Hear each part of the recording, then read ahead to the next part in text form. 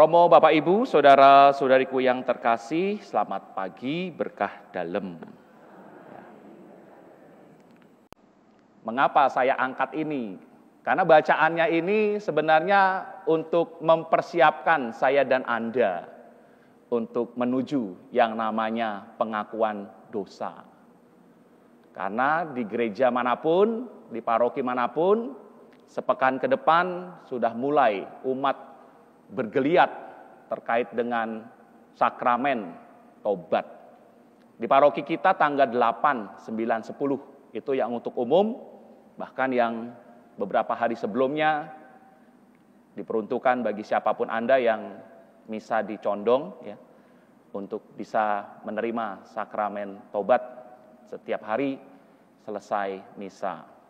Bapak, Ibu, saudara-saudariku yang terkasih, ada beberapa umat itu pernah bertanya kepada saya, Romo, saya itu bingung Romo kalau mau pengakuan dosa. Loh, bingung kenapa Bu? Saya pikir rubriknya, caranya begitu. Ternyata kebingungan umat ini adalah bingung, saya ini dosanya apa? Lalu saya jawab, dosanya Ibu ya itu tadi, tidak bisa menemukan dosa. Merasa diri benar, sehingga sulit untuk bisa merasakan, menemukan dosaku sebenarnya apa ya. Merasa diri benar, itulah dosanya. Jangan-jangan saya dan Anda pun tidak lebihnya dari orang Farisi yang menganggap diri benar. Sehingga lalu merasa diri benar, sehingga untuk apa itu pengakuan dosa. Lihat itu. Bapak, Ibu, saudaraku yang terkasih, orang Farisi dan pemungut cukai dijadikan sampel. Dan ini sebenarnya sangat kontraproduktif yang diambil sampel oleh Yesus. Orang Farisi itu jelas, clear sebenarnya mereka ini termasuk golongan orang suci begitu loh. Ya. Sedangkan pemungut cukai termasuk golongan orang berdosa. Ditatapkan di depan, tetapi justru yang dibenarkan adalah si pemungut cukai yang notabene masuk dalam golongan orang berdosa. Sedangkan orang Farisi yang notabene termasuk golongan suci itu malah disalahkan. Menjadi sebuah pertanyaan, mengapa?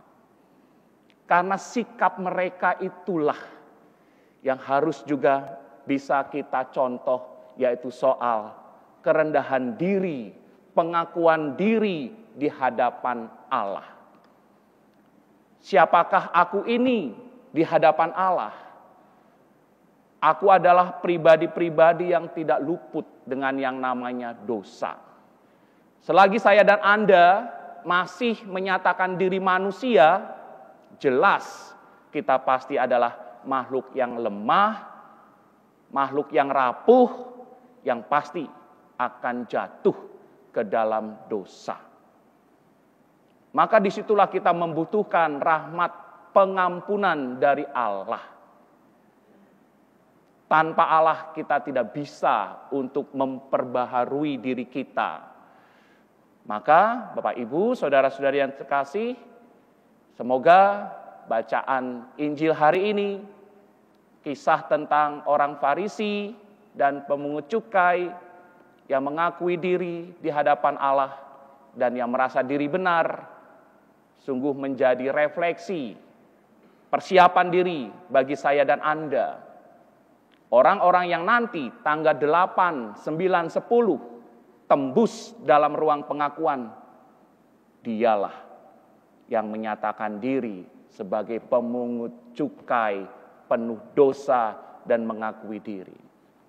Sedangkan orang yang tidak tembus ruang pengakuan dosa, dialah yang merasa diri benar seperti orang-orang Farisi itu.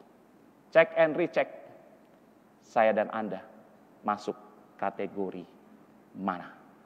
Kemuliaan kepada Bapa dan Putra dan Roh Kudus. sepanjang segala abad. Amin.